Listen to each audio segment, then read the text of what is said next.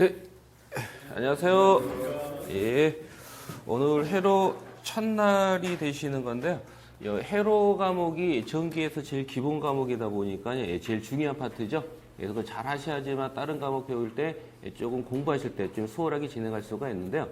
오늘부터 해가지고 회로 이론 한 12번이나 13번 정도 수업을 진행해가지고요. 마무리를 짓겠습니다. 이제 우리가 배우는 게 바로 회로 이론이라는 과목인데요. 그러니까 전기 회로, 즉 전기의 기본 소자는 뭘까요? 우리 전기의 기본 소자는 뭐냐면요. 우리가 전기의 기본 소자라는 것은요. 전기 회로에서 이렇게 나오는 소자가 있습니다.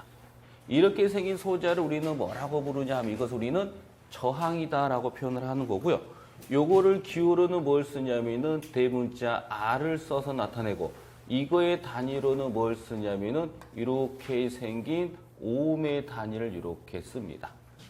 그 다음에 전기에서 또 어떤 소자가 있냐면 또 이렇게 생긴 소자가 있습니다. 이런 식의. 우리는 이렇게 생긴 소자를 뭐라고 부르냐 하면 이것을 인덕턴스 또는 코일이라고 부르는 거고요. 기호로는 뭘 쓰냐면은 대문자 L을 써서 나타내고요. 요거의 단위로는 뭘 쓰냐 H라는 헨리의 단위를 이렇게 쓰는 겁니다. 그다음 마지막으로 나오는 전기의 기본 소자에서 또 뭐가 있냐면은 이렇게 생긴 소자가 있습니다. 이렇게. 우리는 이렇게 생긴 소자를 뭐라고 부르냐 하면 이것을 콘덴서 또는 캐파시던스 또는 정정 용량이라고 부르는 거고요. 기호로는 뭘 쓰냐면은 이렇게 대문자 C를 씁니다. 그러면 이거의 단위로는 뭘 쓰냐면 F라는 뭐냐? 파라트, 페럿의 단위를 이렇게 써요. 우리는 전기의 기본 소자는 RLC고요. 이런 소자들로 구성되어 온 게 바로 뭐냐? 전기회로, 회로 이론입니다. 그래서 회로 이론이라는 것은 이 RLC 이런 소자들에 대해서 배우는 게 바로 여러분이 이달에 배우는 회로 이론이라는 과목이기 때문에 여러분이 이게 뭐고 이게 뭐고 이게 뭔지를 정확하게 이해하셔야지만은 회로를 공부하실 때 굉장히 수월하게 할 수 있다라고 이렇게 말씀드린 겁니다. 그래서 이번 시간에는 RLC 이 세 개 소자들에 대해서 우리가 간략하게 설명을 드릴 거고요. 요거 끝나면 오늘 진도는 마쳐드리겠습니다. 그리고 이제 본격적으로 다음 시간부터 1장이 징위회로인데 그 장부터 우리가 나갈 건데 중요한 건 이걸 모르면 우리가 다른 거 공부할 때 굉장히 힘들어요. 그래서 원래는 1장이 징위회로니까 징위회로부터 나가는 게 좋겠지만은 전기의 기본 소자는 RLC고요. 이런 것들에 대해서 배우는 게 회로 이론이란 과목이었기 때문에 우리가 요거에 대해서 우리가 정확하게 이해를 하셔야지 회로 이론 공부할 때 굉장히 도움이 되는 겁니다. 그래서 이번 시간은 요거 세 개만 딱 배우고요. 깔끔하게 마무리 짓고 다음 시간부터 1장 직류회로부터 수업을 진행하겠습니다. 그러면 우리가 이제 전기 기본 소자는 RLC가 되는데 첫 번째로 우리가 이걸 제목을 굳이 적은다면은 장이 아니기 때문에 당구장 표시해 가지고요. 바로 기본 교류 회로다라고 적겠습니다.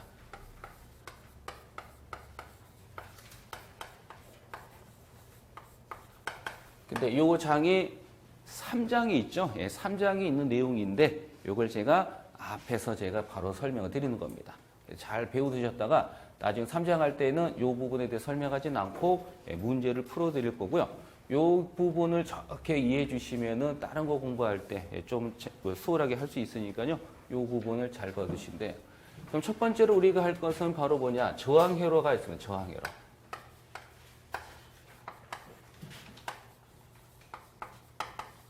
첫 번째가 있는 게 바로 뭐냐면은 저항회로입니다.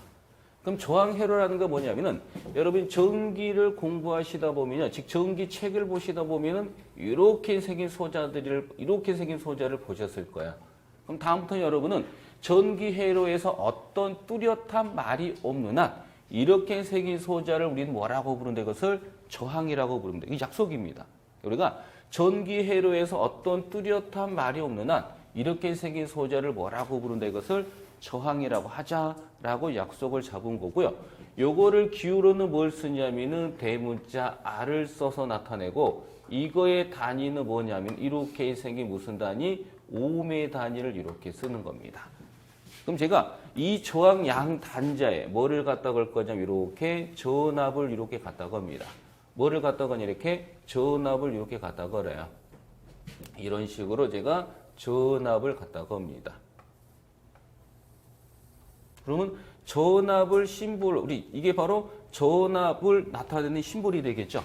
이게 바로 전압입니다.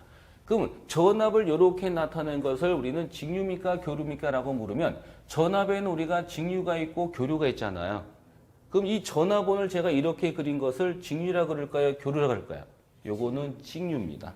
그럼 직류는 교류와 다르게 뭘 갖고 있기 때문에 극성을 갖고 있습니다. 극성이라는 것은 더하기 빼기, 플러스 마이너스죠. 그러면 플러스라는 것은 전기를 많이 가진 쪽을 플러스라고 우리가 취급하고요.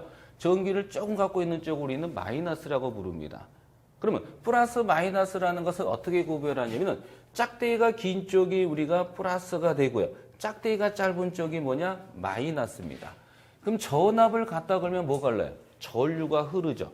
즉 전기가 흐르는 거죠. 그러니까 전기가 흐르는 것을 우리가 전류라고 표현하잖아요. 그럼 전압을 갖다 걸면 전기, 전류가 흐릅니다. 그럼 전류라는 것은 어디에서? 플러스에서 나와서 어디로 들어가는 거야? 마이너스로 들어가는 거죠. 그래서 우리는 이 전압의 극성에 의해서 전류의 방향을 알 수 있어요. 전류는 어느 쪽으로? 이쪽으로 우리가 전류가 이렇게 흘러가는 겁니다. 그럼 그럼 이 전류가 흘러서 저항에 들어가는 건데 잘 보시면은 이 저항에 뭐가 흐르면 전류가 흐르면 뭐가 발생하냐면 바로 뭐가 발생해요? 전압이 발생합니다. 즉 저항에 뭐가 흐르면 전류가 흐르면 전압이 발생하는데 어느 식으로 우리가 전압에 걸리냐면요. 전류가 들어가는 쪽이 얼마? 플러스고요.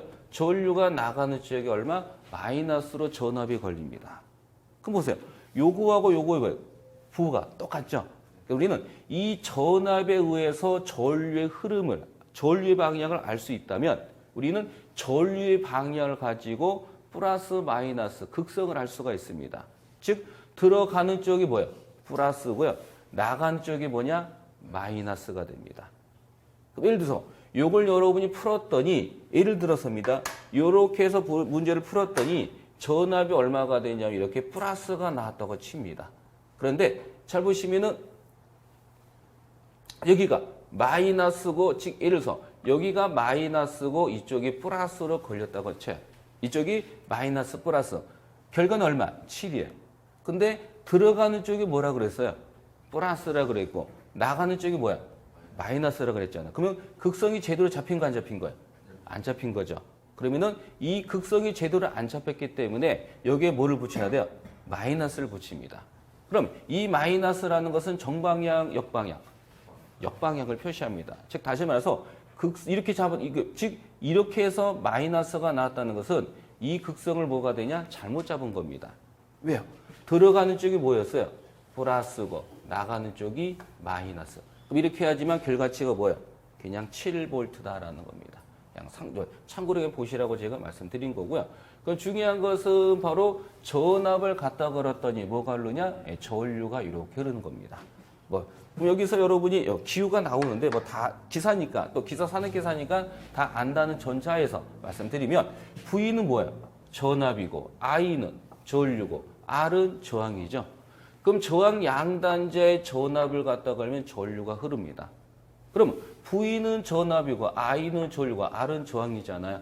우리는 이 V와 I와 R 사이에는 어떤 법칙이 성립합니다. 무슨 법칙이 성립할까요?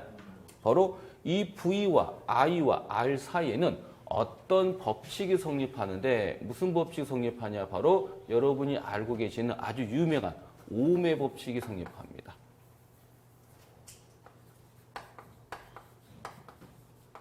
바로 오음의 법칙이 성립합니다. 오음 법칙. 그럼 오음 법칙이라는 건 뭐야? 즉 전압 V라는 것은 뭐 곱하기 뭘까요? 전압 V라는 것은요. 바로 오음 곱하기 I를 우리는 무슨 법칙? 오음 법칙이라고 부릅니다. 다시 오음 법칙이라는 것은 V는 오음 곱하기 I를 무슨 법칙? 오음 법칙입니다. 그래서 오음 법칙이라는 것은 전압하고 전류하고는 무슨 관계가 있어요? 오음이라는 관계가 있다 해서 이것을 우리는 오음 법칙이라고 부릅니다. 다시 누구하고? 전압하고 전류하고는 무슨 관계? 오음이라는 관계가 있다 해서 이것을 오음 법칙이라고 불러요. 그럼 우리는 이 회로에서 즉 주어진 이 회로에서 오음의 단위를 가지는 놈이 누구기 때문에 저항이잖아요. 즉 오음의 단위를 가지는 누구야? 저항 R이죠. 우리